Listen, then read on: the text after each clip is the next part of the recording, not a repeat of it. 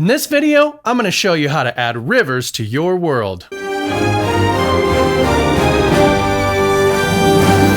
Greetings, dungeon makers. I'm Doc. Welcome to Material Components, a channel for people who like to put their hands on stuff when they game. Knock on my door! Knock next time! Yes, sir. Did you see anything? No, sir. I didn't see you playing with your dolls again. Good! Today we're taking the next step in our world building to add rivers. This is the last step we'll take at the world level, because the next step is to pick a region for us to focus on for our campaign. Stick around to the end of the video because I'll finally be selecting that area and I'll give you my thought process behind my selections. Okay, rivers. They start in high elevations as rainfall, snow, or ice melt, or even springs where groundwater comes up to the surface. These are called the headwaters. Here, rivers tend to be straight, fast-flowing, and within V-shaped valleys. You can expect to find canyons, waterfalls, and rapids. Further downslope, rivers get into what's called the transfer zone because some of the sediment that was eroded away at the headwaters settles here. Rivers in the transfer zone start to meander a little, their flow slows down, and we start to see wider valleys with narrow, fertile floodplains. Finally, rivers reach the lowlands where there's almost no slope. This is called the deposition zone because rivers here flow slowly and deposit lots of sediment, causing them to bend, which, when referring to rivers, we call meander. This meander can become so extreme that the river actually bends back upon itself, causing what's called an oxbow lake. The deposition on either side of rivers in this zone make for large floodplains that can be a little higher elevation than the surrounding landscape. When this happens, drainage from the surrounding area gets redirected parallel to the river. These are called Yazoo streams. When these rivers finally reach the sea, they can be so slow moving that they deposit enough sediment to bifurcate or split in two. And this is what causes deltas. Now, before we draw in our rivers, we need to remember 4 basic rules. Rule number 1, rivers will always flow from their origin or headwaters down to the sea in the most direct path they can. Rule number 2, rivers can and usually do merge together, however, they will not split. Again, the only exception to this is deltas. Rule number 3, they do not form from sea to sea. The only way they could do this is to be at sea level the whole way, and at that point, it's just part of the sea and you made an island. Rule number 4, multiple rivers can feed a lake, but only one river will come out. On lakes, they can really be anywhere because a lake is just a place where the water collects because the bottom is lower than any part of the rim around it where it could escape. Typically, we find lakes at higher altitudes, but there are many reasons lakes form, and you can pretty much come up with an excuse for the existence of any lake. The one exception to this is glacial lakes. If you look at lowlands on Earth caused by glacial activity, you'll find tons of lakes. Okay, to the map. For our easy version, we're not going to put much thought into rivers and lakes. We'll just follow our 4 rules and draw.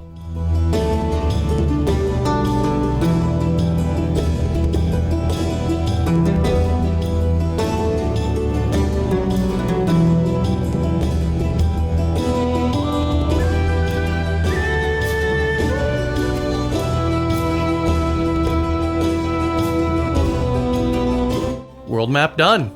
To add a little more complexity, we can take the climate of certain areas into consideration. In temperate or tropical zones, there are lots of rivers because they get lots of rainfall. These rivers are permanent and they get larger as they go. In arid or dry regions, however, there are few rivers, and they may only be present for part of the year. Think monsoon season. They also get smaller as they go because it's so dry there they will actually evaporate as they flow and can even dry up completely before getting to the sea. Check out the Okavango Delta in Africa. Here, the Okavango River dies out in the middle of the Kalahari Desert. Okay, let's map.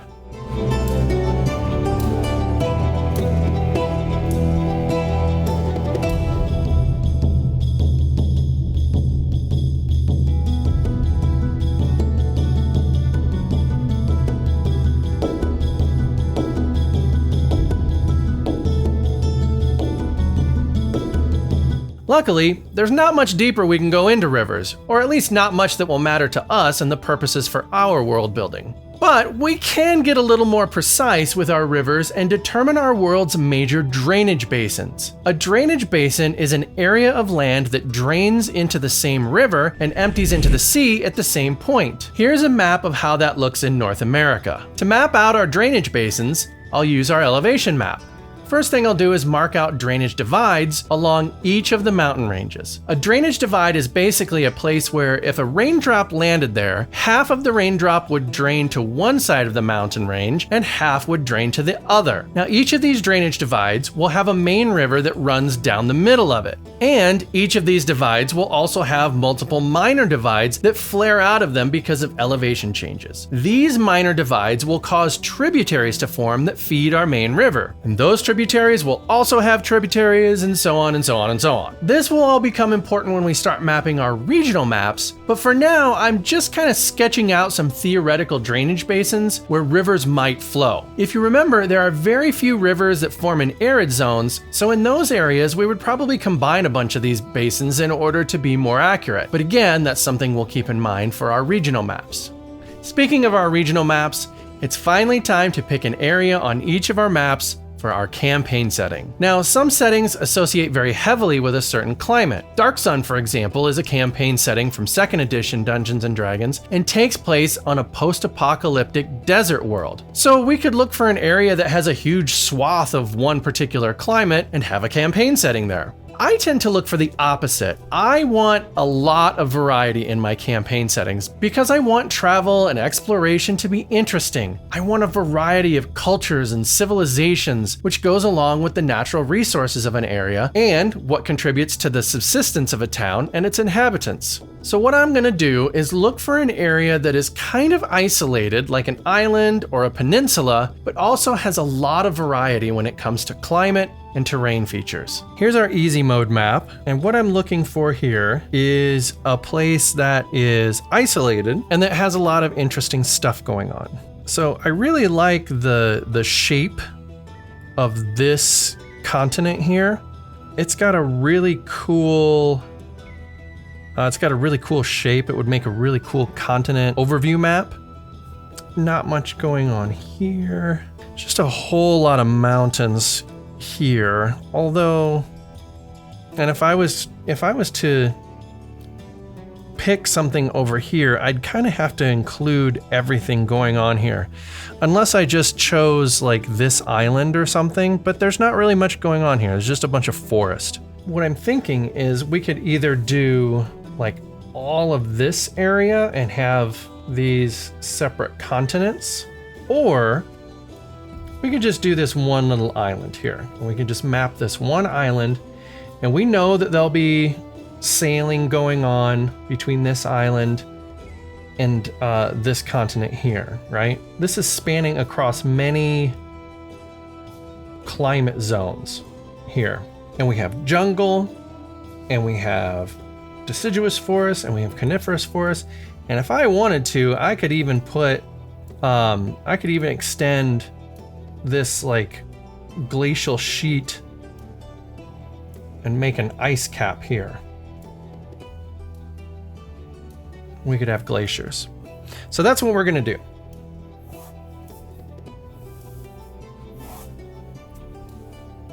Number 1 chosen. Okay, here's our medium complexity map with all the rivers and all of our terrain features. If we look down here at the island I just chose, we don't have the cool mountain range going down the middle. We've got some different climates going on, but most of it's grassland. There's not a lot going on here, so I'm not too thrilled about that. What I do love is this cluster up here. I'm a sucker for cities set on glaciers and really cold environments. I really like to have those in my campaign setting. And we also have like grassland, and we've got coniferous forests, and we've got some mountains, and there's volcanic activity going on there, and there'll be sailing and fishing, and we've got this warm water current, so we'll have some settlements on this coast right here that are really nice and like Mediterranean-like, or at least part of the year. I really like this. So we're gonna go with this, and it's gonna make a really cool campaign map too. All right, here's the one that we spent the most time on. We don't even have accurate coastlines yet, but that's coming in the next video after we choose our campaign area. Now, my first thought is to just pick this continent right here. This is kind of gift wrapped for us here. But if you look, it is mostly arid desert. Look at this huge desert. This is a gigantic desert that takes up most of the continent here.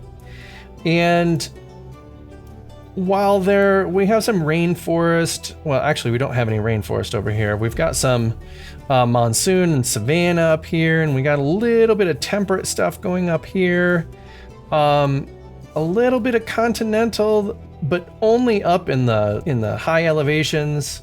So while this is good, I think if we look over here to this continental area, we've got rainforest, we've got monsoon, we have savanna, we have a bit of an arid region, we have some polar activity because of all the mountainous regions on this continent. And I'm a sucker for mountains.